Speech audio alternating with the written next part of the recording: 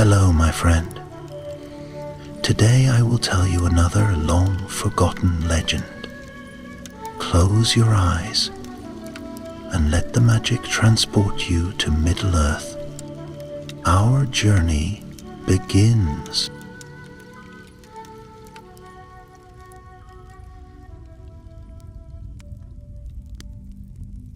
In the faraway days, before the world was bent and the seas were measured, there was a man who sailed where no one dared, who carried upon his brow the light of the last Silmaril. His name was Eärendil, and his story is whispered in the rustling of waves and written in the quiet gleam of the evening star. Long before his ship took to the sky, before his name was sung by elves and men alike, he was but a child, born beneath the shadow of mighty mountains, in a city that would soon be lost to time. Gondolin, the hidden city of the elves, was his home. It was a place of white towers and shining fountains, of quiet laughter beneath moonlit archways, and songs that carried like silver through the halls of its lords. High walls encircled it, strong and unbroken, veiling its beauty from the eyes of the world. No road led there that any stranger might find, for it was secret, kept safe from the wars that raged beyond its gates. And in that city of starlight and stone, Eärendil was born, the son of Tuor, a mortal man of great valor, and Eärendil, an elf maiden of the house of kings. From his mother he inherited the grace and wisdom of the Eldar, from his father the restless spirit of men, a heart that yearned for the wide world beyond the mountains. And so, even as a child, Eärendil would climb to the highest balconies of Gondolin, where the wind whispered secrets, and gaze beyond the walls, toward lands Yet the peace of Gondolin was not to last. Far away in the blackened north, Morgoth, the dark enemy, watched and waited. He was the first and greatest foe of the world, a shadow before all others, and his hatred of the elves was deep and unrelenting. For long years he had sought Gondolin, knowing that within its walls dwelt those who had defied him in ages past, but the city remained hidden, untouched by his ruinous hand. Until the night the stars were stolen by fire. It was the end of summer when the storm of doom came. Eärendil, though still young, would never forget it. He had been sleeping when the ground trembled beneath him, when the wind carried cries of warning from the gates. Then, from the high towers of the city, flames burst forth, not kindled by mortal hands, but by creatures born of darkness and war. The Balrogs, demons wreathed in flame, Morgoth had found Gondolin. The great gates fell. The rivers of the valley ran red. The white towers which had stood against time and the tide of war now crumbled under the weight of despair.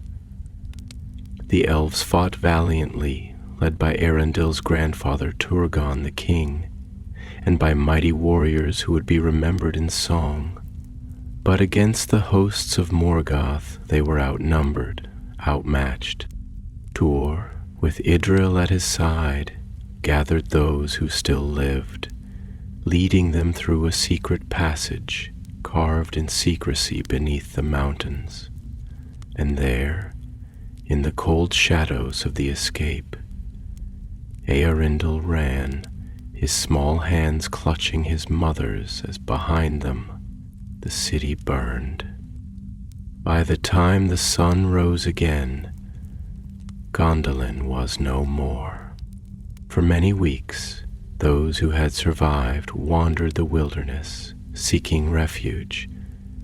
They crossed high passes where the snow bit like teeth, and journeyed through deep forests where even the trees whispered warnings. Many did not make it, lost to the cold or to the enemies that lurked beyond the road. But Tuor and Eärendil pressed on, and at last they came to the mouth of the great river Silmarillion, where the sea stretched wide and endless before them. And there, on the shores, where the waves lapped softly against the sand, Tuor built a home, a place of peace for the exiles of Gondolin. Eärendil had never seen the sea before. The first time he beheld it, the light of dawn spilled across the water, turning it into a mirror of gold. The waves rolled in endless rhythm, whispering to the sky, and the wind carried a scent that was strange and wild. It was unlike the mountains he had known or the stone halls where his footsteps had once echoed. The sea was vast and open, a world without walls, and something in its song called to him, deep in the marrow of his being, stirring his heart like a tide rising beneath the moon. He would run along the shore, feeling the foam upon his skin, laughing as the wind tangled in his hair. He would climb the cliffs and watch the horizon, wondering what lay beyond it, what lands waited where no eye had seen. It was here, in the quiet refuge by the sea, that Eärendil grew, no longer a child, but a youth of bright spirit and keen mind. He learned the ways of the mariners, how to read the sky, how to listen to the voices of the waves, and soon he too set sail. At first his ships were small, little more than rafts that skimmed the shallows, their sails catching the playful winds. But as the years passed, his skill grew, and he built vessels that could brave deeper waters, gliding over the swells like silver birds upon the wing. He was never content to stay ashore for long. Always the call of the sea was in his heart. He would leave at dawn and return at dusk, the salt still clinging to his skin, the glint of adventure in his eye. And always, waiting for him, was Elwing. She had come from the ruined halls of Doriath, where once Thingol, the elven king, had ruled in majesty.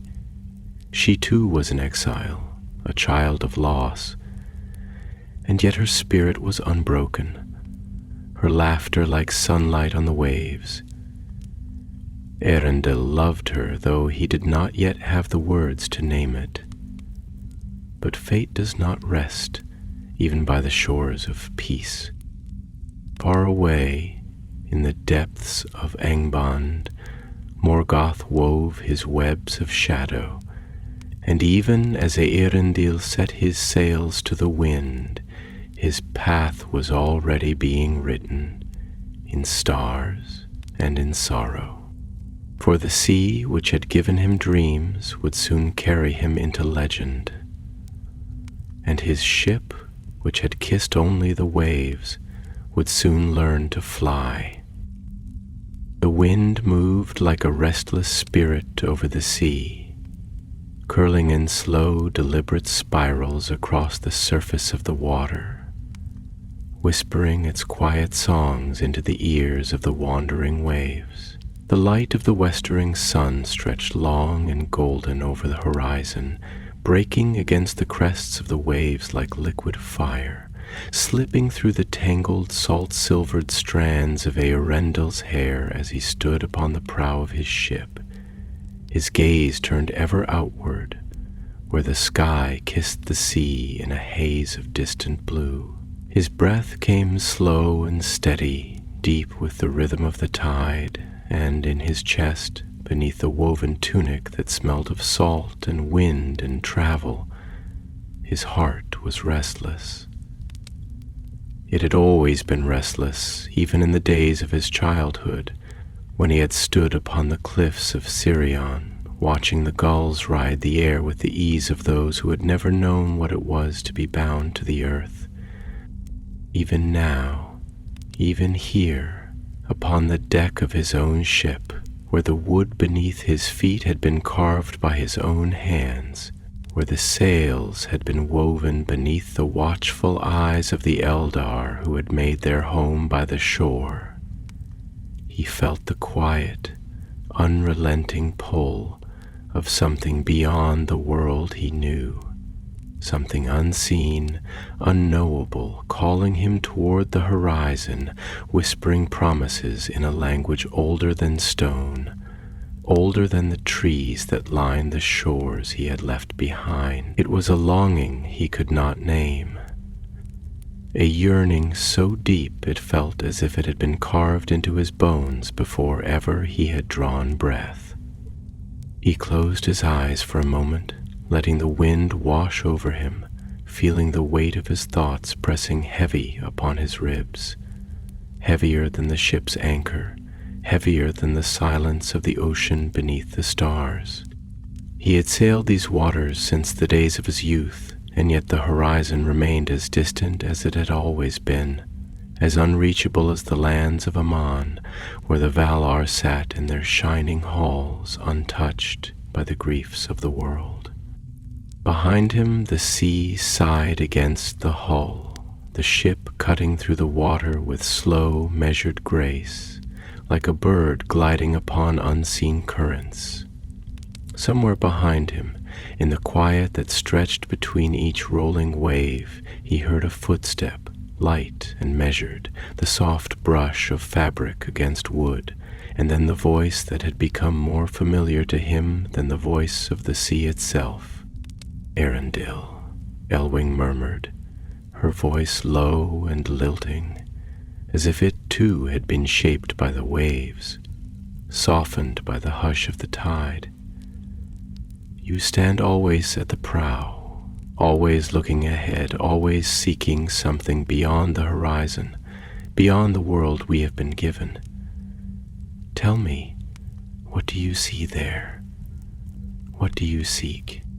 Eärendil did not turn to her at once, not because he did not wish to see her, but because he wished to hold the moment as it was.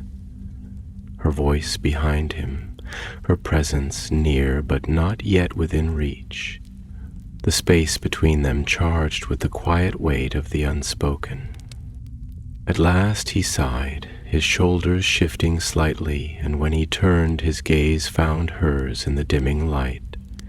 Her eyes, gray as the deep waters, held something within them that he could never quite name, something endless, something vast. He had seen the sea, he had seen the sky stretched in boundless expanse above him, and yet it was in her eyes that he had first come to understand the depth of things unknown.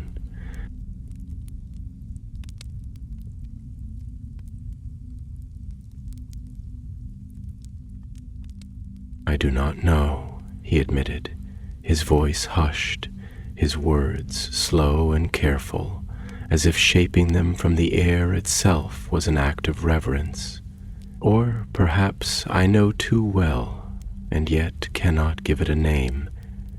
It is like the stars when they shine upon the water, always shimmering, always shifting, as if they are within reach, as if I might grasp them in my hand, and yet the moment I move, the moment I seek them, they slip away and the water is empty again. It is like that, like light upon the tide, like a song half heard, drifting on the wind." Elwing watched him, and her gaze did not waver, though her breath came slower now, as if his words had stirred something deep within her own thoughts, some chord long silent, now trembling to life beneath her ribs. "I have seen that light," she said softly, and now it was she who turned away, her hands resting upon the ship's railing, her gaze falling to the water below, where the fading sun wove golden ribbons through the foam. I have seen it in dreams, always beyond reach, always calling. But I have also seen another light, Eärendil, and it does not slip away like the stars upon the tide. It burns, unchanging, unyielding, even when all else is lost. It is a light that She paused, and in the hush that followed, the waves rose and fell like a slow breath, like the shifting of the world itself. Then, slowly, she lifted a hand to her throat, where beneath the silver fall of her hair something gleamed faintly in the dimming light. A jewel, bright as a captured star, its radiance seeming almost alive, pulsing with a glow that did not fade, did not wane with the coming of night. Eärendil felt his breath catch, though he had seen the jewel 100 times before. The Silmaril, the last fragment of the last fragment of the lost light of the 2 trees, bound now to the fate of the world, to the fate of those who bore it. Elwing closed her fingers around it for a moment, as if to feel its warmth against her skin, then let her hand fall away, letting the jewel shine once more against the hollow of her throat. "This light does not flee," she murmured, "not even when darkness rises against it, not even when the waves threaten to drown it. It endures, and because it endures, it is hunted, always hunted.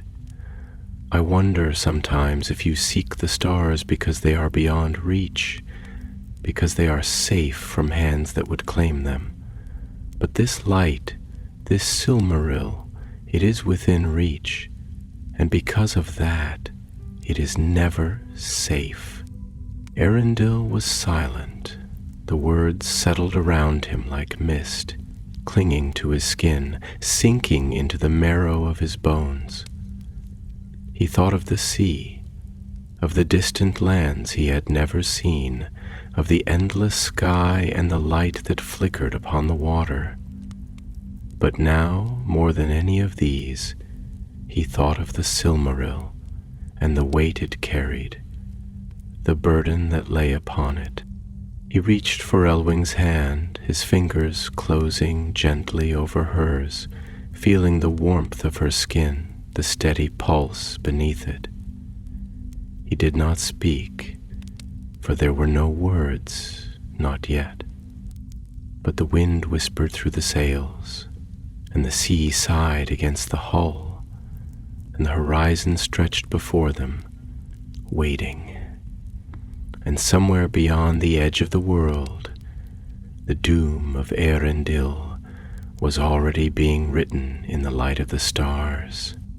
The night lay stretched over the vastness of the sea like a great silent canopy of ink and silver, the heavens vast and unbroken, shimmering with the cold, distant light of 1,000 ancient stars. They flickered upon the water's restless surface, their reflections trembling and shifting with the deep, steady movement of the waves, as if the sky itself had spilled its diamonds into the fathomless depths. The wind had softened to a murmur, a whispering breath that moved through the sails like a sigh of the world, guiding the ship forward with slow, deliberate grace, its wooden frame creaking gently in the hush of the midnight tide. The air was thick with salt and the faint, lingering scent of the far-off land they had left behind, though already it seemed a memory, distant as a dream fading in the first light of morning. Eärendil stood at the ship's edge, his hands resting upon the worn wood of the railing, his fingers tracing the smooth grain, feeling the life that still pulsed in the heart of the vessel that bore him. The sea was his home, his endless road, and yet, in this moment, it seemed something more, a mirror, reflecting not only the sky but the depths of his own thought, the shifting tides of his mind, the quiet turmoil that had stirred in him since the words Elwing had spoken beneath the waning light of the sun. He had thought himself one who sought the unreachable, who longed for the distant gleam of things beyond his grasp. But had she been right? Had he feared the nearness of the things that endured? The weight of the burdens that could not be cast aside like the tide receding from the shore? He sighed, his breath catching the coolness of the air, and turned his gaze upward, searching the vast tapestry of the heavens, feeling the immensity of it settle upon him like the weight of unseen hands pressing against his shoulders. He had often looked to the stars, as a child and as a man, had traced their quiet paths through the sky, mapping their slow, patient movement across the firmament. They were steady, unchanging, far beyond the reach of any hands that might seek to claim them, untouched by the wars and sorrows of the earth. And yet, he wondered now if he had misunderstood them all along. They were not simply distant, they were watchful, ever burning, their light traveling through the void, reaching across time and space to shine upon those who wandered beneath them. Was that not endurance? To shine even when unseen? To give light even when those below could not touch it? A soft rustling behind him stirred him from his thoughts, and he turned, his gaze falling upon Elwing as she stepped forward, the silver gleam of the Silmaril casting a faint glow upon her skin, its radiance reflecting in the quiet depths of her eyes. She moved with the grace of one who had known sorrow and yet had not been broken by it, with the quiet, deliberate poise of one who carried a weight that could not be set aside. The sea wind caught in her dark hair, weaving it in slow, unruly strands around her face, and in the pale light of the jewel she bore, she seemed almost otherworldly, as if she belonged neither to the land nor the sea, but to something beyond both, something ancient, something unspoken. "You are thinking of the stars again," she murmured, her voice low, almost hesitant, as though she feared breaking the stillness of the night. "Or are you thinking of the place where they do not fade, where their light does not tremble upon the water like a wavering reflection?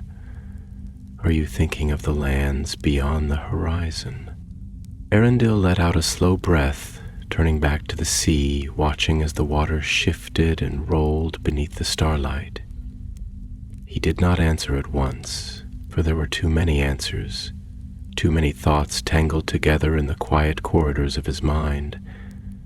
When he spoke, his voice was softer than he had intended, the words forming carefully, deliberately, as if shaping them required effort.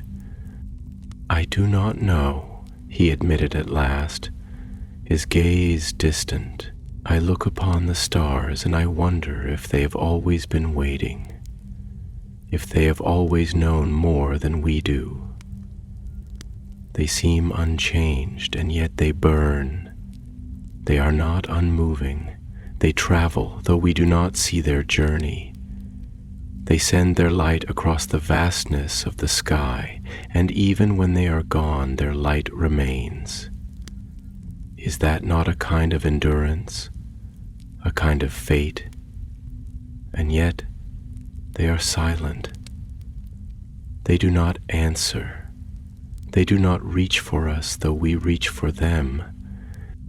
Elwing watched him in the hush that followed, her expression unreadable, though there was something in her eyes, something that flickered like a flame caught in the wind, something uncertain yet unyielding. She did not speak for a long moment, as if she too was searching for words, turning them over in the quiet of her thoughts. weighing them before allowing them to take shape. When at last she did speak, her voice was measured, laced with something deeper, something that stirred the air between them like an unseen current. "And yet you seek them," she said, her tone both questioning and knowing. "Even now you stand upon the prow, looking outward, looking beyond.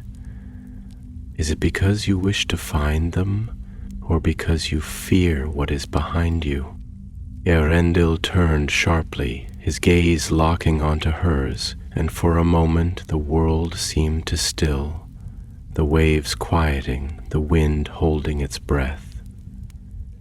He could not tell if there was accusation in her words, or only understanding, but either way they struck something deep within him, something he had not dared name. "Fear?" he echoed, his voice barely more than a whisper. "You think I am afraid?" Elwing did not look away, did not flinch from the weight of his gaze.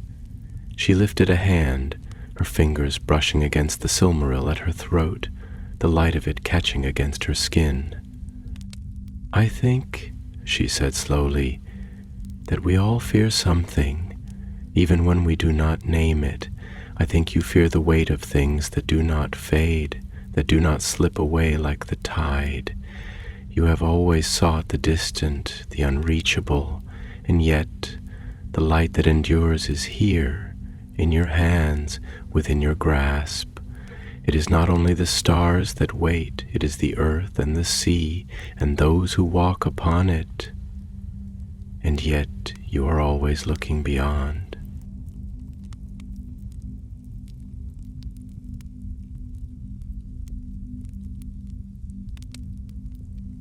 Eärendil opened his mouth to speak, but no words came. He did not know how to answer her, did not know if he wished to. He only knew that something in him had shifted, like the tide turning, like the wind changing course.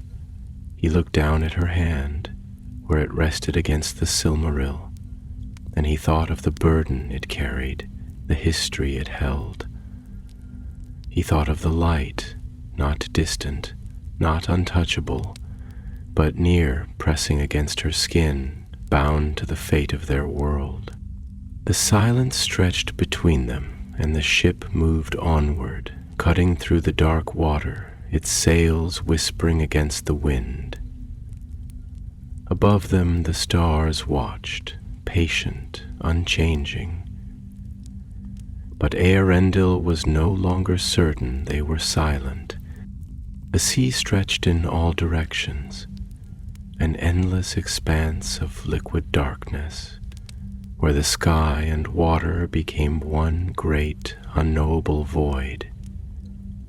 The wind had slackened to a mere breath, a slow and steady sigh that passed through the ship's rigging, stirring the sails with a whisper too faint to carry them forward, leaving Vingala adrift in the stillness of the open sea. Above them the sky was vast and depthless, a field of stars scattered like molten silver, cast across an ocean of ink, their light cold and ancient, their watchful gleam reflected in the water below. There was a silence upon the world, a hush so deep that even the waves seemed reluctant to disturb it, their movements slow and ponderous, like the breathing of some unseen and slumbering god beneath the surface. Eärendil stood at the bow, his hands resting upon the railing, his fingers curled against the weathered wood, the salt of the sea clinging to his skin like a second breath. His thoughts vast and heavy, their weight pressing upon him as surely as the sky above. He had sailed far, farther than most mortal men would ever dare, farther than many of the Eldar themselves, whose ships had once traced these waters in the long-forgotten ages of the world, and yet the horizon remained as distant as it had ever been, an unreachable promise, a line that receded always before him, no matter how far he went.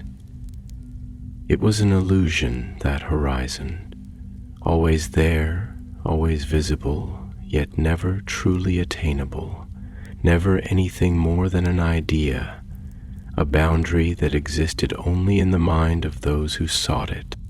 He wondered, as he often did in the quiet hours of the night, whether all things were like that, whether the desires that drove men and elves alike were no more than illusions, always gleaming just beyond reach, always beckoning but never yielding. He had spent his life in pursuit of something he could not name, something that had lived within him since childhood, since the days when he had stood upon the cliffs of Silmarillion and watched the sea stretch into eternity. Even then he had felt it, the pull, the call of something beyond, the whisper of unseen lands, of roads that had never been walked, of shores that no ship had ever touched. And yet he had never asked himself why. Why he had always yearned for the distant, why he had never been content to remain where he was, why the peace that others found in stillness had never settled upon him. He turned his head slightly at the sound of footsteps upon the deck, the soft and measured tread of someone approaching, and he did not need to look to know that it was Elwing, her presence as familiar to him as the movement of the tide, as natural as the rhythm of the waves. She did not speak at once, only came to stand beside him, her gaze cast out across the water, the wind catching at the loose strands of her hair, twisting them in slow silken waves around her face. The Silmaril gleamed faintly at her throat, its light gentle yet unyielding, a beacon that did not flicker, did not wane even in the vast emptiness of the sea. "You are troubled," she said at last, her voice soft but not uncertain, not hesitant. "Your thoughts are like the tide, restless, unceasing, even here upon the water, even with the stars above you, you are searching, always searching. But for what?" Eärendil exhaled, a breath that carried the weight of things unspoken, of thoughts too vast to be easily shaped into words. He was silent for a long moment, his fingers tightening against the railing, his gaze fixed upon the far horizon, where the sky met the sea in an endless embrace. When he spoke, his voice was quieter than he had intended, a murmur carried away by the wind. "I do not know," he admitted, his words slow, deliberate. "Or perhaps I do, but cannot name it. It is something deeper than longing, deeper than desire. It is something I have carried all my life, something that was in me before I ever knew how to give it shape. There is a hunger in me, Elwing, a hunger for the vastness of the world, for the unseen, for the things that lie beyond the reach of men. It is as if I was never meant to stand still, as if I was never meant to remain in one place. The sea called to me long before I ever set foot upon a ship. The sky has always felt more familiar than the earth beneath my feet, and yet I do not know what it is that I seek, only that I must seek it." Elwyn turned to look at him then, her eyes deep and fathomless, gray as the storm-racked sea, filled with something he could not name. There was understanding in them, yes, but also something else, something searching, something distant, as if she too was chasing an answer she could not find. "Perhaps," she said slowly, thoughtfully, "it is not the stars you seek, nor the horizon, nor the lands beyond it. Perhaps it is something else entirely. Perhaps what you seek is meaning, the reason for the hunger you carry, the reason you cannot be still. Perhaps it is not the journey itself that calls you, but the answer that lies at its end. Eärendil's breath caught slightly, his gaze flickering to her, the weight of her words settling upon him like the touch of an unseen hand. He had not thought of it that way, not in those terms, not with such clarity.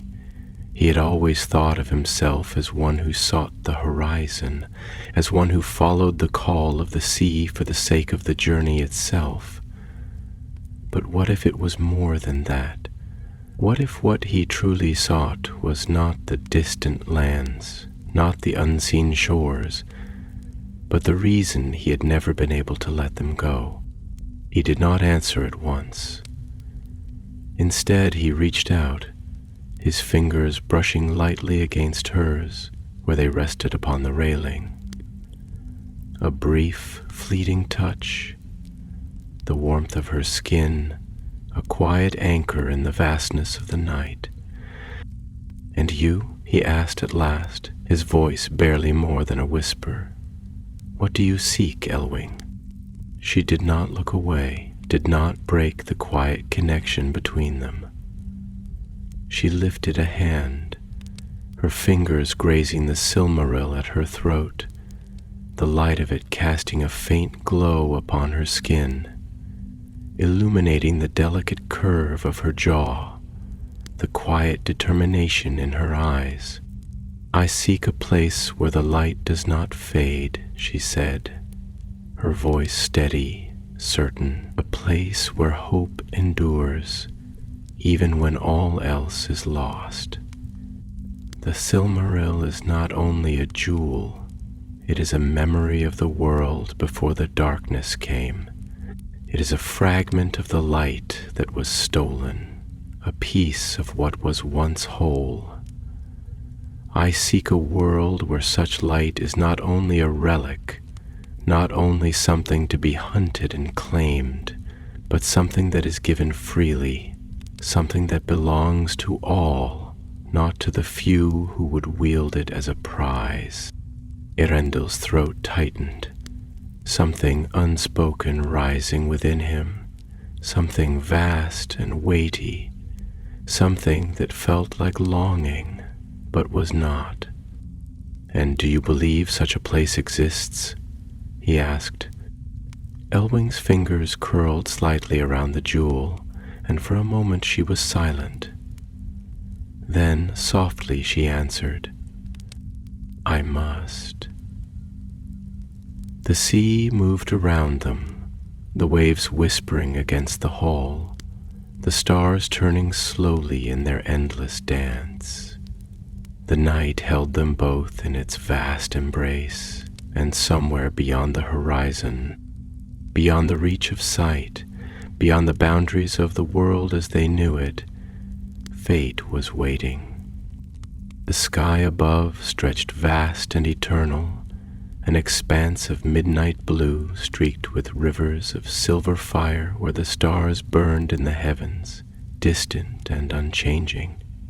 The sea below lay in restless conversation with the sky, its black waters shifting in slow undulations, whispering against the hull of Vingilot, as though it carried secrets older than the world itself. The ship floated in the stillness between, caught in that fragile space where time seemed to wane, where the dividing line between earth and firmament was blurred, where the weight of destiny hung like a silent, invisible tide, tugging, pulling, urging forward. The sails were slack, hanging limp and breathless in the stagnant air, and there was a hush upon the world, a great and watchful quiet, as if the very fabric of the sea and sky had drawn in a single expectant breath.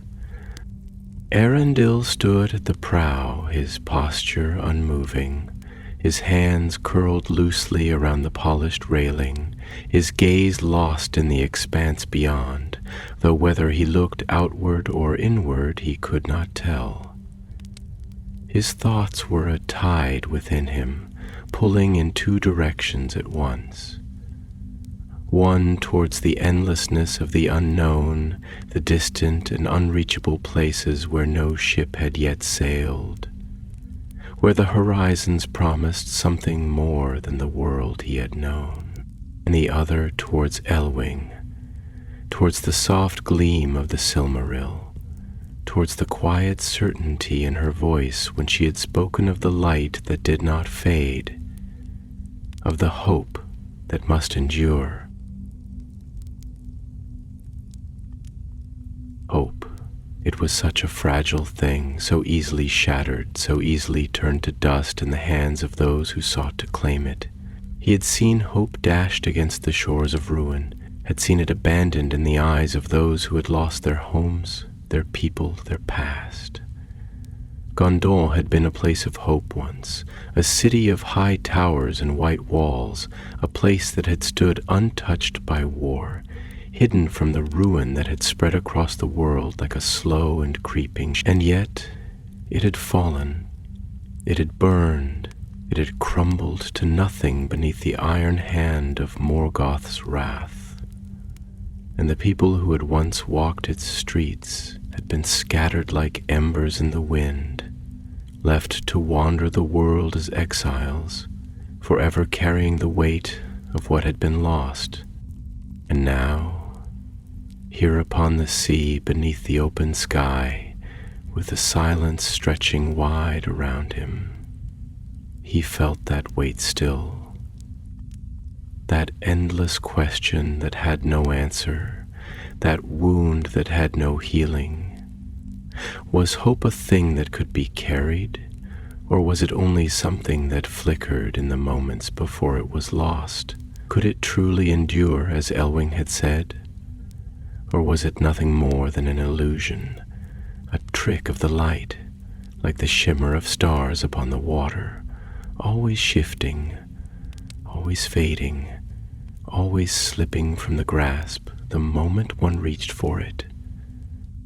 A voice stirred behind him, quiet yet strong, a voice that carried with it the rhythm of waves, the lilt of the wind, the weight of understanding that only one who had known sorrow could possess.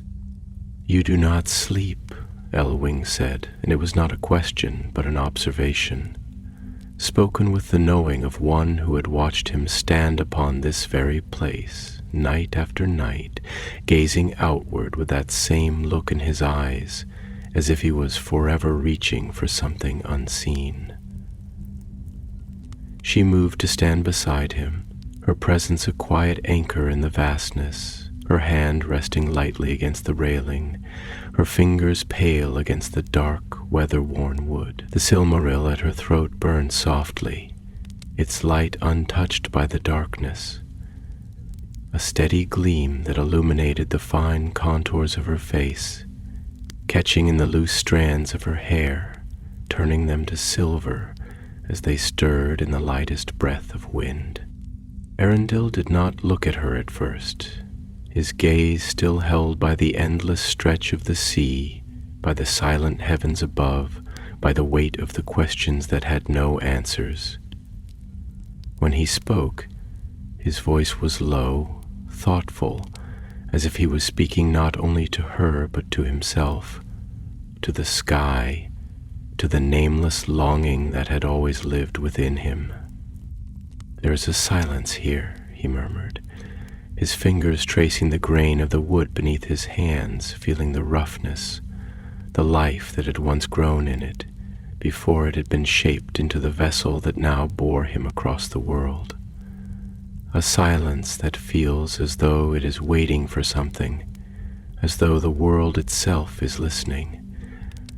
And I find myself listening too, though I do not know what I am waiting to hear. Elwing was quiet for a long moment, her gaze searching his face, though whether she found what she was looking for he could not tell. Then, softly, she said, "Perhaps it is your own voice you are listening for." He turned to her then, his brow furrowing slightly, though there was no challenge in his gaze, only thought, only a quiet searching. "My own voice." She nodded, her eyes deep with something unspoken, something vast. "You have spent your life searching, always moving forward, always reaching for something beyond. But perhaps what you seek is not in the distant places, not beyond the horizon, not in the stars or the sky or the lands that have never been seen. Perhaps what you seek is yourself, the answer to why you cannot rest, why the sea has always called you, why you have never been content to remain upon the shore." Eärendil exhaled slowly, the weight of her words settling into him, stirring something in his chest that he had not known was there. He had never thought of it that way, not in those terms, not with such clarity. He had always assumed his longing was for the world beyond, for the great unknown, for the uncharted places where no man or elf had ever walked. But what if it was not the world he was chasing? What if it was not the sea or the sky or the distant stars? What if it was himself? He looked down at her hand where it rested beside his upon the railing, and he thought of the light she carried, the burden she bore, the unshakable certainty in her voice when she had spoken of hope. She had lost as much as he had seen ruin and exile, had known what it was to carry the weight of a world that no longer existed, and yet she did not look outward, did not chase the horizon. She carried her hope within her, and in that moment he wondered if she was right. The sea stirred around them, the tide shifting, the wind picking up once more, filling the sails with breath, sending the ship forward into the night. The silence remained, but it was no longer empty. It was full, pregnant with meaning, with thought, with something unseen but felt. The sky above gleamed with 1,000 stars, and for the first time, Eärendil wondered if they were not distant at all, if perhaps they had been reaching for him all along. The night deepened, folding around the world like a great infinite shroud, its silence vast and heavy, like the breath of an unseen god who had turned away and left the world to drift in the stillness of its own making. The sea stretched out in every direction, a slow, pulsing blackness that moved with the rhythm of something ancient, something that had existed before the first light of the sun, before the first song of the Eldar had been sung beneath the newborn stars. It was a place outside of time, where the sky and the water seemed to mirror one another, their boundaries blurred so that one might not know if they sailed upon the sea or through the great emptiness of the firmament itself. And in the midst of it, in the space between the heavens and the deep, the ship Vengelad moved like a whisper against the stillness, its white sails now filled with the first breath of wind, a slow and steady push that carried it forward, though toward what destination, neither the ship nor its captain could yet say. The air had changed. There was something in it, something just beneath the surface of perception, a presence that was neither seen nor spoken, but felt, as if the very fabric of the world had shifted, as if the sea and the sky and the wind itself had turned their unseen eyes upon the vessel, watching, waiting, measuring the steps of fate as they unfolded moment by moment in the hush of the night. Eärendil felt it. He had felt it for some time now, though he had not spoken of it, had not given voice to the quiet weight pressing against the edges of his thoughts.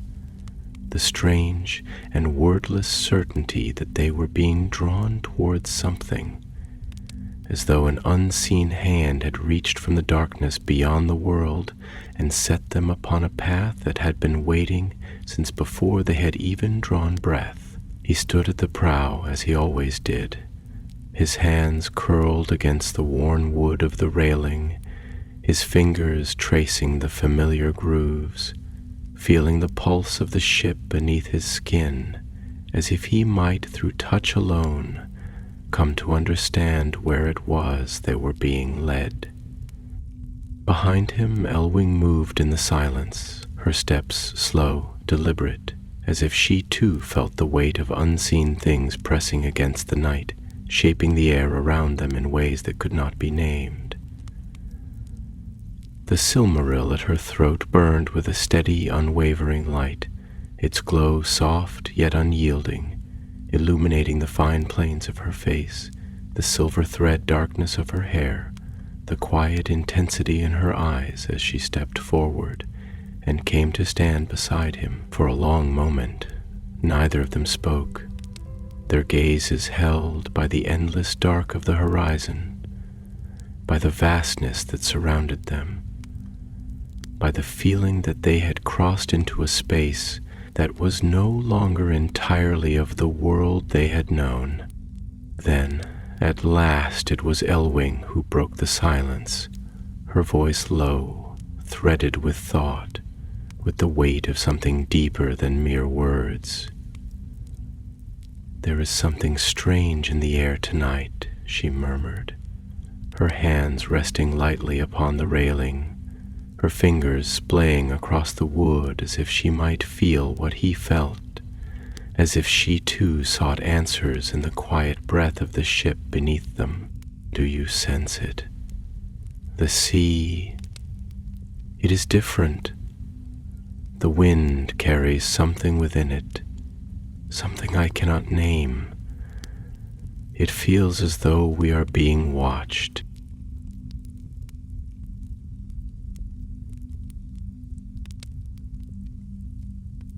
Eärendil exhaled slowly, his fingers tightening slightly against the railing, his gaze still fixed on the horizon, though in truth he was looking beyond it, looking past what the eye could see, searching for the source of the feeling that had settled in his bones like the slow rising of a tide.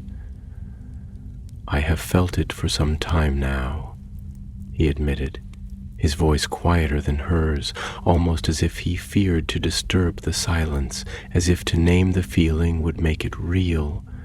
"It is as though the sea itself is awake, as though the stars are closer than they should be, as though the very air is holding its breath. We are being drawn forward, though I do not know by what hand, nor to what end." Elwing turned her gaze toward him, her expression thoughtful, the glow of the Silmaril casting a faint, flickering light against the contours of his face. "And do you fear it?" she asked, her voice gentle, but not without weight. "This path we are on, does it trouble you that you do not know where it leads?" Eärendil was silent for a long moment, his thoughts turning inward, reaching back through the years, through the moments that had shaped him, through the endless seeking that had brought him here.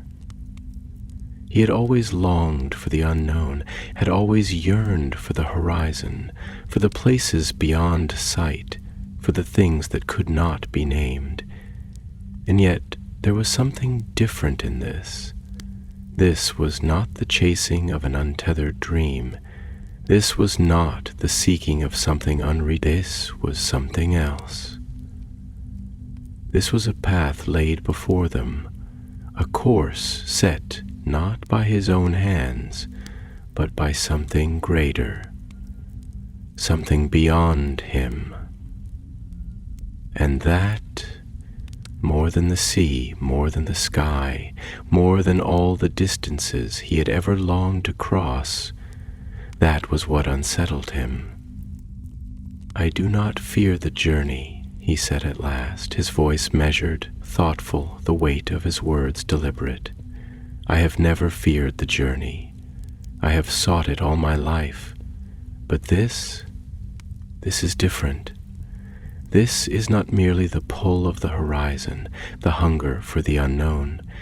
This is something that moves beyond me, something I do not command, something I cannot turn away from, and I do not know if it leads to glory or ruin. Elwing watched him for a long moment, and there was something in her eyes, something quiet and unshaken, something that did not waver, even as the wind stirred the night around them. Then, slowly, she lifted a hand, her fingers brushing lightly against the Silmaril at her throat, the light of it catching in the darkness, turning her skin to silver, her breath to something luminous in the hush of the air. Perhaps, she said, and her voice was steady, unwavering, a thing that did not falter even in the vast uncertainty of the night. Perhaps it is neither glory nor ruin that we are being led toward. Perhaps it is something greater than both. Perhaps it is the fulfillment of something long begun, something that was waiting before either of us were ever born. And if that is so, then I do not fear it. I will not fear it. For even if the path is dark, even if we do not know where it leads, we carry light within us. Eärendil turned to look at her then, his gaze lingering upon her face, upon the quiet certainty that lived in the lines of her expression, in the set of her shoulders, in the way her fingers curled gently against the railing. And he thought of what she had lost, of the grief she had known, of the weight she bore, and still she stood here unshaken, unbowed, her hands open to fate, her heart unafraid of the road before them. He breathed in, slow, steady, and for the first time in many long days something within him eased. He did not know what lay ahead. He did not know if they would find land or if they would sail forever into the blackness of the sky. But he knew that she was beside him, and in the vastness of the night, in the hush of the waiting sea, that was enough. And so the ship sailed on. The night had not lifted, and yet the world had changed. The sky was not the same sky that had stretched over their voyage in the days before, nor was the sea the same restless tide that had carried them into the unknown. The air itself was charged with something unseen, something vast and immeasurable, as though they had crossed an invisible threshold into a realm where the ordinary laws of sea and sky no longer held dominion. The stars above, though still countless and gleaming, seemed closer now, more watchful, their silver fire more brilliant than ever before, as if they had drawn near to bear witness, to gaze down upon this lone vessel that had dared to sail beyond the edges of the known world. And the water beneath them, black as polished obsidian, deep as the abyss, did not move as it once had. The waves, which had once risen and fallen in their ceaseless rhythms, seemed now to hesitate, to hold their breath, as though the sea itself was pausing, waiting, listening to the ship that drifted upon its surface like a lone feather caught between earth and sky. Eärendil stood at the prow, as he always did, though now he felt no wind at his back, no tide pulling beneath him, no familiar whisper of the sea to accompany his thoughts. There was a silence here that was not like other silences. It was not the hush of a sleeping world, nor the quiet of a ship becalmed. It was deeper, older, like the silence of a great hall long abandoned, where only the echo of past voices remains, where the air itself remembers the words once spoken within its walls. He felt the weight of it pressing against his skin, against his breath, against his very thoughts, as though he had stepped into the heart of something sacred, something forbidden, something that did not belong to mortal hands or mortal hearts. And yet he had come. He had sailed farther than any had sailed before, beyond the lands of men and elves, beyond the sight of any who had ever walked the world. He had left behind the shores of his childhood, the home of his people, the place where the waves had once sung to him in his youth, and now here at the very edge of existence, where the sea and sky seemed to merge into one great endless void, he felt for the first time not the thrill of discovery, not the exhilaration of reaching a place unseen, but something far more weighty, far more solemn. He felt as if he stood upon the precipice of fate itself, upon the doorstep of something vast and unknowable, something that had been waiting for him long before he had ever set foot upon a ship, long before he had ever looked to the stars and yearned for the beyond. A sound behind him, a breath, a step, a presence moving through the hush, told him that Elwing had come, that she had been watching him, as she so often did in these quiet hours of contemplation. He did not turn to her at once, not because he wished to keep her at a distance, but because he did not know how to put words to the thoughts that filled his mind, to the strange mixture of awe and fear that curled within his chest. He knew that she too must feel it, that same weight, that same expectation hanging in the air, like the final moment before a storm breaks, like the instant before a voice speaks into the silence and changes the world forever. At last she stepped beside him, her hands resting lightly upon the railing, her gaze following his into the darkness, into the void beyond the ship's bow, where the sea stretched on, vast and silent. The Silmaril at her throat burned steadily, its glow casting a pale silver radiance upon her face, turning her skin to something almost ethereal, something beyond mortal flesh. And Eärendil, glancing at her from the corner of his eye, found himself wondering if she feared this moment, if she too felt the weight of all that had led them here pressing down upon her. For a time she did not speak, and neither did he. The quiet stretched between them, unbroken, except for the faintest stirrings of the water against the hull, the barest breath of air moving through the sails. But then, softly, without turning her gaze from the horizon, Elwing spoke, her voice low and contemplative, a voice that carried within it the echoes of things long pondered. "We are no longer where we were," she murmured, and though the words were simple, they were heavy with meaning. "Do you feel it? The sea has changed. The air has changed. It is as though we have stepped into a place that does not belong to the world we have known. And yet we are here. We have come. But to what end?"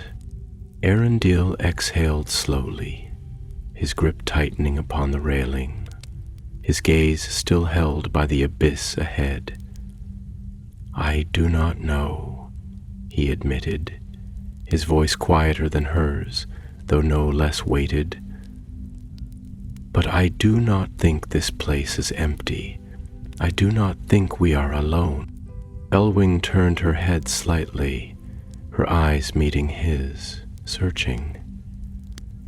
"Then what do you think it is?" Eärendil hesitated, struggling to shape the thought that had been forming in the depths of his mind, struggling to give voice to the feeling that had taken root in his chest.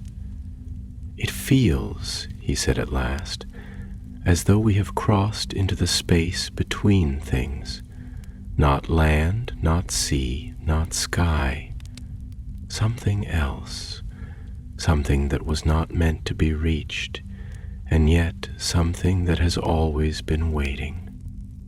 Elwing was silent, her expression unreadable, though her hand curled slightly against the railing, as if she too felt the weight of unseen things pressing against her skin.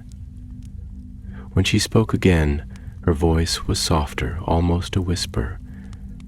"Then we have gone beyond the world."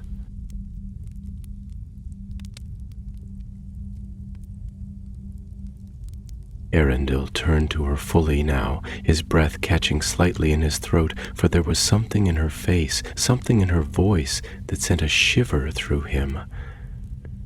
"Beyond the world?" he echoed. She did not look away, did not break the quiet connection between them. That is what it feels like, does it not? As though we have stepped out of the boundaries of what is known, as though we have reached a place that no mortal was ever meant to see. But if that is so, then what awaits us here? Eärendil had no answer. The sea gave no answer. The sky above, vast and watchful, held its silence. And yet even as they stood there, with the hush pressing against them like an unseen tide, something stirred. Far off at the very edge of sight, something shimmered. A light, faint at first, like the first gleam of dawn upon the water, like the first star appearing against the deepening night, but it did not flicker, did not waver. It was steady, strong, like the glow of the Silmarillion, like the first touch of something breaking through the darkness. It was there, upon the horizon, waiting. Elwing sucked in a quiet breath, her fingers tightening upon the railing. "Eärendil," she whispered. "Do you see it?" He saw it, and he knew without knowing how that they had reached the threshold of something vast, something that would change the course of fate itself. The sea, once restless, had stilled, its surface now so smooth and undisturbed that it seemed less like water and more like a mirror, reflecting the sky above with an eerie and unnatural clarity. The ship Vingulat drifted forward, not by the force of any wind or current, but as if compelled by some unseen power, gliding silently across the vastness of that strange ocean. The horizon no longer felt like a distant promise, an unreachable boundary, but something else entirely, something that had drawn near, folding around them, enclosing them in its quiet, weighty presence. The stars above, though still bright and uncountable, seemed to have changed. Their light had grown sharper, their brilliance more intense, as if they were no longer burning at some immeasurable distance, but were instead watching, waiting, drawing ever closer.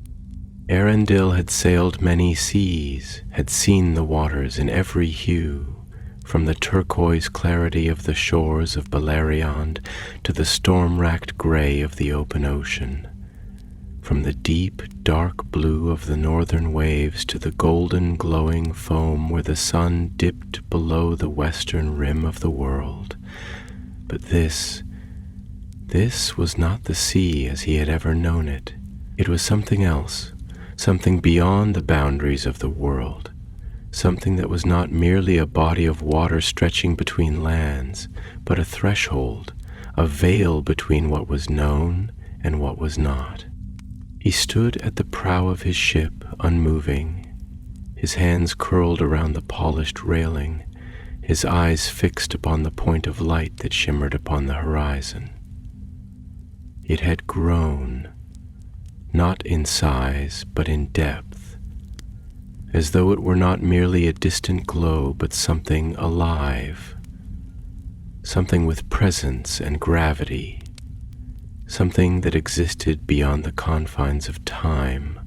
And as he gazed upon it, he felt the weight of his journey pressing upon him, not merely the days and nights spent at sea, not merely the miles crossed, but something greater, something deeper, something that had begun long before his first breath, something that had been written into the fabric of the world before the first dawn had ever broken over the lands of Arda. He felt Elwing before she spoke, before she even moved, felt her presence behind him like a tide that had risen silently, unseen but inevitable.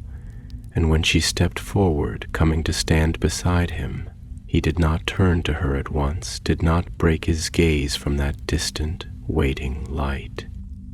For he knew in the depths of his soul that this moment was not merely a moment, that this crossing was not merely a voyage, that what lay ahead of them was not merely another land waiting to be found. Elwing's voice was soft when it came, low and steady, carrying none of the fear that might have been expected, none of the hesitation that might have belonged to one who had sailed beyond the borders of the known world. Instead, her words carried the weight of certainty, of understanding, of something that had been long known, even if it had never been spoken.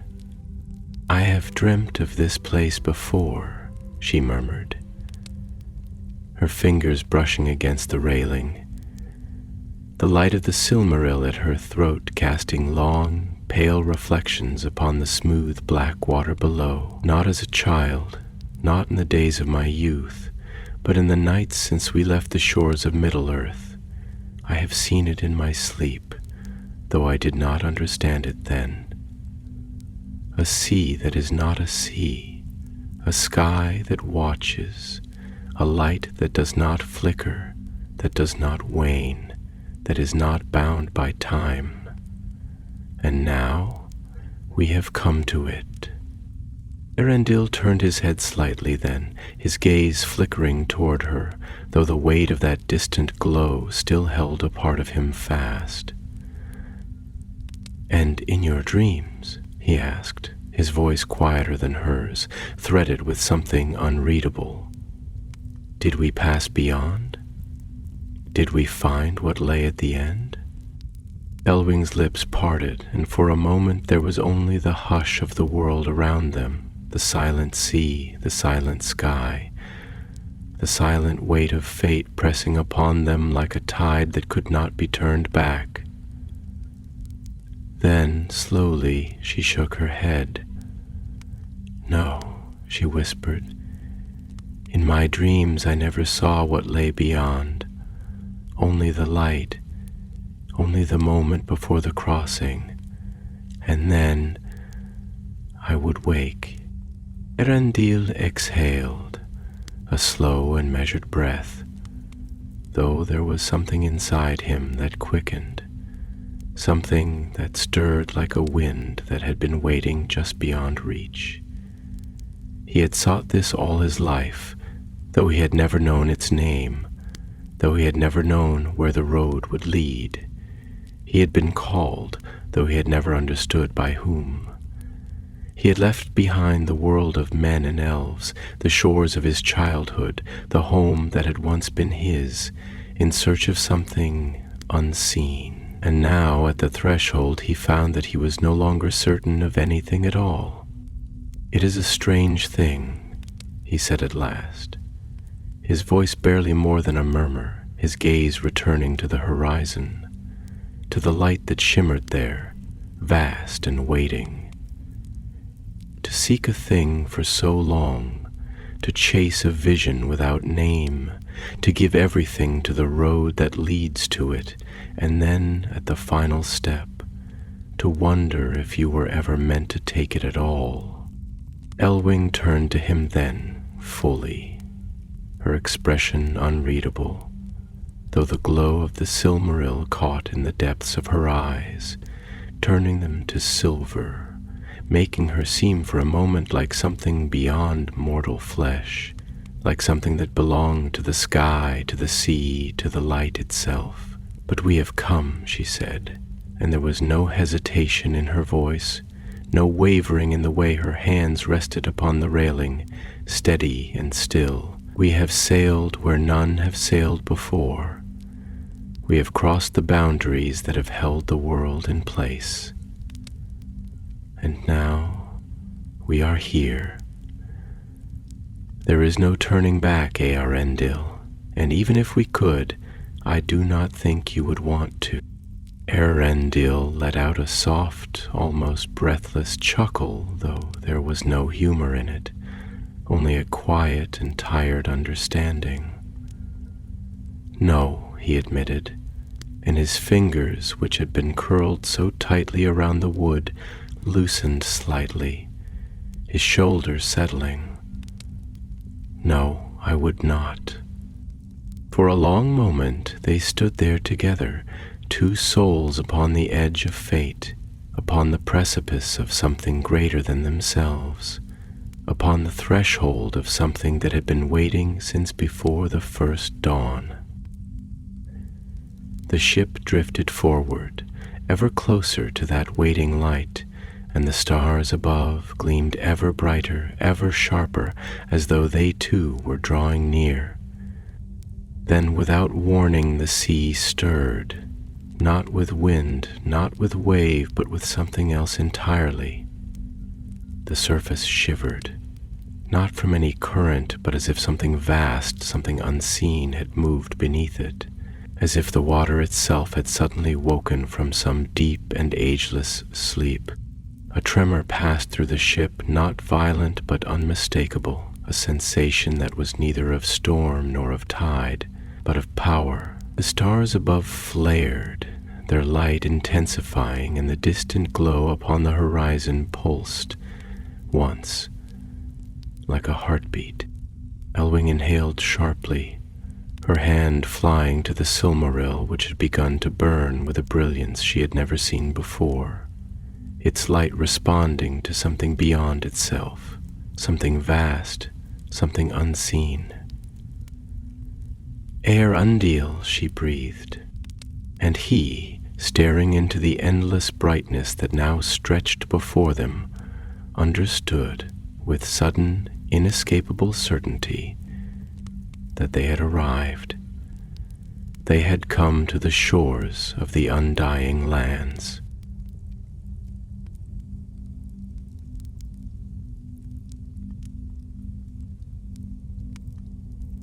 And nothing would ever be the same again. The ship Vingilar drifted forward, but the sea beneath it was no longer the same. The water, dark and fathomless in the world Eärendil had left behind, now shone with an unnatural clarity, luminous and pale, as if it no longer reflected the sky but instead carried a light of its own, a radiance woven into its very essence. The waves moved with a slow, deliberate grace, as if stirred by unseen hands, as though the very ocean was aware of their coming, as though it was breathing, alive, in a way that no earthly sea had ever been. The sky, too, had transformed, no longer the black vault of night with its watchful stars, nor the shifting hues of dawn or dusk, but something beyond mortal reckoning, something vast and unbroken, a great seamless dome of light, neither warm nor cold, neither blinding nor dim. There was no sun, no moon, and yet the world was illuminated with a steady brilliance that did not waver, a radiance that was not merely seen but felt, as if it had substance, as if it permeated all things, pressing against the skin like a tide, seeping into the very marrow of their bones.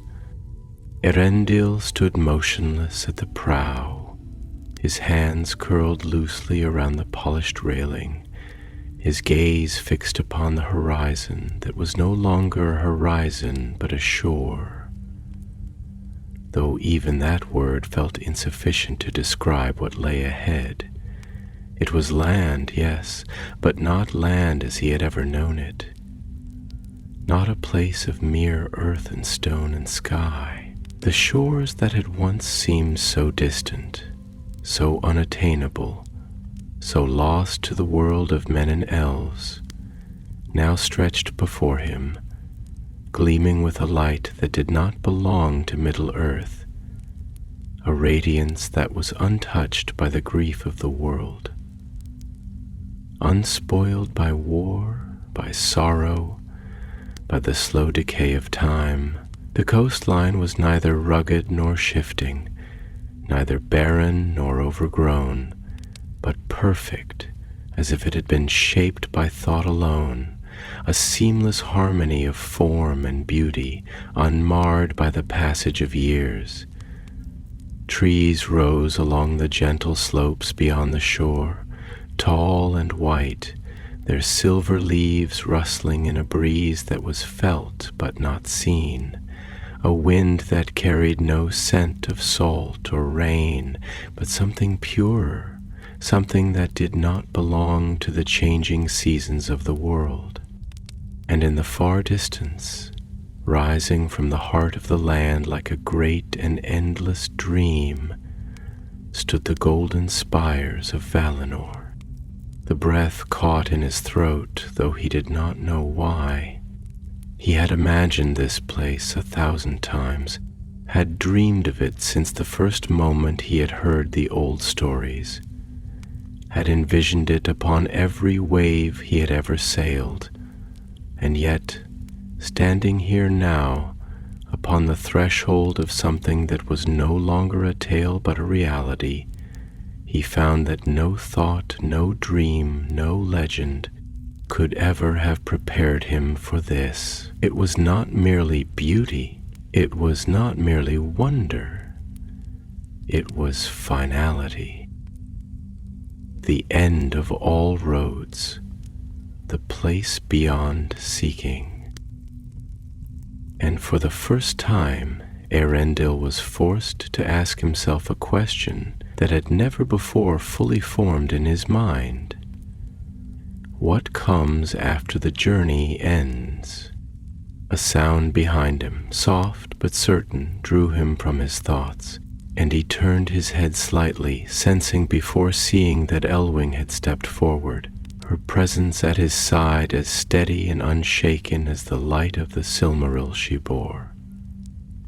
She did not speak at once, but her gaze was fixed upon the shore ahead, her expression unreadable, her fingers brushing lightly against the jewel at her throat, as if she too felt the weight of this moment pressing against her like the tide. For all her quiet strength, for all the certainty she had carried through every storm, there was something in her now that was waiting, not hesitating, not doubting, but waiting, as though she, too, sensed that once they set foot upon these shores, there would be no turning back, no undoing of what had been written into the fabric of fate. At last, after what felt like an eternity stretched into a single breath, she spoke. Her voice low and measured, laced with something he could not name. "This is not the end," she murmured, though the words carried no certainty, only thought, only reflection, and yet it feels as though we have come to a place where all things change. I do not know what awaits us here, Eärendil, but I know that nothing will be as it was before. Do you feel it? The air itself, it does not breathe as the air of the world once did. It does not carry the weight of time. It does not decay. Eärendil exhaled slowly, his fingers tightening against the railing, though his voice, when it came, was quiet, thoughtful, carrying the weight of something long considered. "Perhaps that is what it means to step beyond the world," he murmured. "Perhaps we have not only crossed the sea, but time itself. Perhaps this is a place where the past and the future are not separate, where all that was and all that will be are woven into a single, unbroken thread. And if that is so—" He hesitated, turning fully to look at her now, searching her face as though the answer might be found there. "Then what does that make us?" Elwing turned her gaze to him then, and in the light of the Silmaril her eyes shone like the sea beneath the stars, vast and endless, filled with something that was neither fear nor certainty, but something deeper, something that had been forged in the fires of fate itself. "I do not know," she admitted, her voice barely more than a whisper. "But perhaps that is the question that must be answered, not by the stars, not by the Valar, but by us." For a long moment, neither of them moved, neither of them spoke. The wind stirred around them, though it was not a wind as they had ever known it, and the ship Vingilant drifted ever closer to the waiting shore, to the land that no mortal feet had ever touched. And then, at last, the keel struck the sand, and the ship was still. Eärendil did not know how long he stood there, staring at the place where sea met land, at the threshold between what had been and what was yet to come. He felt in that moment that he was standing in the space between two worlds, caught in the breath before the first step is taken, the moment before the story turns, the instant before the past is left behind.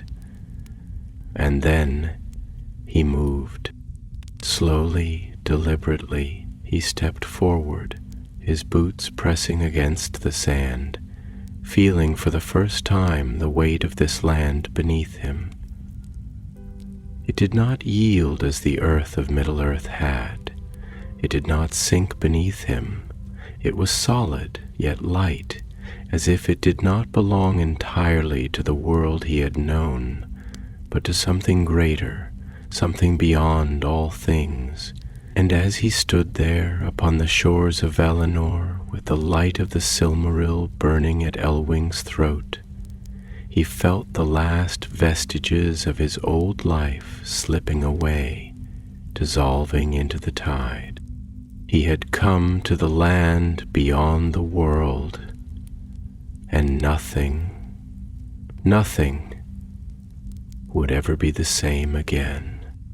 The light of Valinor stretched before him, endless and unbroken, woven into the very fabric of the land itself, a radiance that did not belong to sun or moon or star, but to something older, something purer, something untouched by the wounds of time.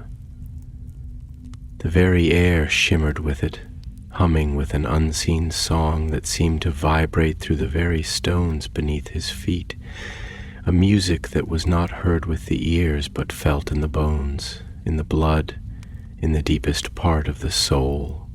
The sky above was vast, neither dark nor bright, but something beyond both, an expanse that carried no shadow, no waning, no sign of the passing of hours, as though time itself had been left behind upon the sea. And yet, though the land was bathed in light, though the golden spires of Tirion shone in the far distance, though the trees of the Eldar whispered in the eternal hush of the blessed realm, Eärendil felt the weight of something unseen pressing upon him, something vast and inescapable, something that had been waiting for him since the moment he first set sail from the shores of Middle-earth. Elwing stood beside him, silent, unmoving, her hand resting lightly against the Silmaril that still burned upon her throat, though now its light did not shine alone. It was answered by the very air around them, as if the land itself recognized the radiance it bore, as if it too was a fragment of the lost light that had once filled the world before the darkening of the trees. Her expression was unreadable, her eyes reflecting the golden glow of Aman, but when she turned to look at him, there was something in her gaze that sent a shiver through him. Not fear, not doubt, but understanding. She knew, as he knew, that their journey had not ended here. And then, from beyond the gleaming towers, beyond the silver-green hills, beyond the pearlescent halls of the Valar, the summons came. It was not a voice, not as mortal ears would understand it, not a sound that moved through air and space, but something deeper, something that resonated in the marrow of the world, something that called to the very core of his being, a force older than the shaping of Arda itself. It was the voice of Manwë, the Elder King, the breath of the sky itself, the wind upon which the eagles soared, the unseen presence that had watched the world since its first dawn. And Eärendil knew that he must go. The halls of Mahanaxar, the Ring of Doom, where the Valar held their council, where no mortal feet had ever walked, where even the Eldar stood in reverence and silence, lay open before him. The air was thick with power, humming with the presence of those who had shaped the world, of those who had seen its beginning and would see its end, of those who carried the weight of all that had been and all that was yet to come.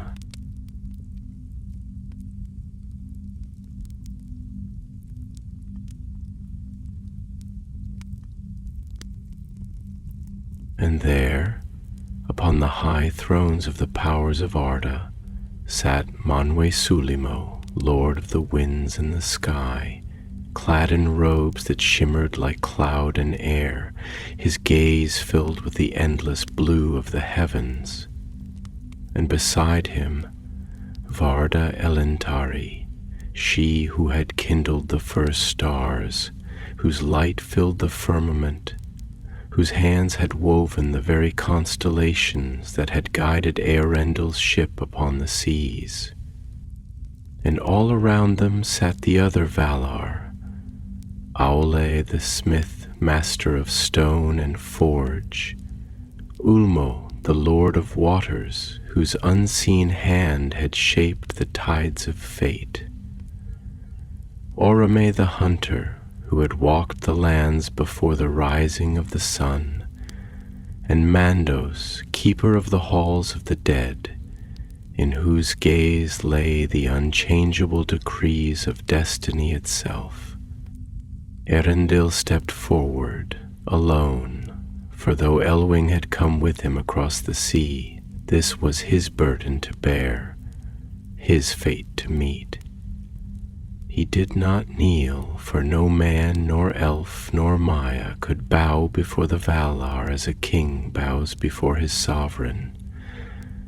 Before them one could only stand or fall, and so he stood, before the greatest powers of the world, before the lords and guardians of Arda, and he did not waver.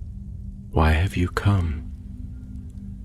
Manwë's voice was not like the voices of men, nor even of the Eldar. It was the voice of the sky itself, vast and uncontainable, the whisper of the wind and the roar of the storm, the first breath of the newborn world. For no mortal has been permitted to set foot upon these shores, nor to look upon this land, nor to stand before us, and yet you have come. Speak, Eärendil, son of Tuor, of the houses of men and elves alike. For what purpose do you stand before the Valar? And Eärendil, though the weight of all creation pressed upon him, though the very air of a man seemed to tighten around his lungs, did not falter. His voice, when he spoke, was steady, though within him his heart beat like the wings of a bird caught upon the wind. I have come, he said, not for myself, nor for the glory of men, nor for the honor of the Eldar. I have come for Middle-earth, for the lands that lie beyond the sea, for those who still struggle in the darkness, for those who still bear the weight of Morgoth's shadow. I have come to plead for them, for those who cannot cross these waters, for those who cannot look upon your light. For long has Middle-earth suffered, long have its people fought without hope, long have they been abandoned to the ruin of the enemy.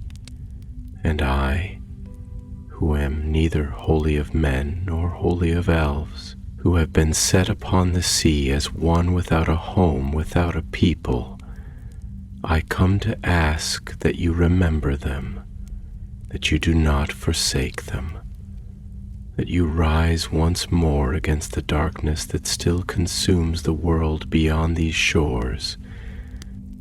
A silence followed his words, vast and deep, the silence of things being measured, of fate being weighed, of the great powers of the world turning their gaze upon one who had dared to cross into their realm, one who had dared to ask for something that had not been given since the days before the sun. And then Manwë spoke. You have come far, Eärendil, and your plea is heard. But no mortal may set foot in Aemon and return again.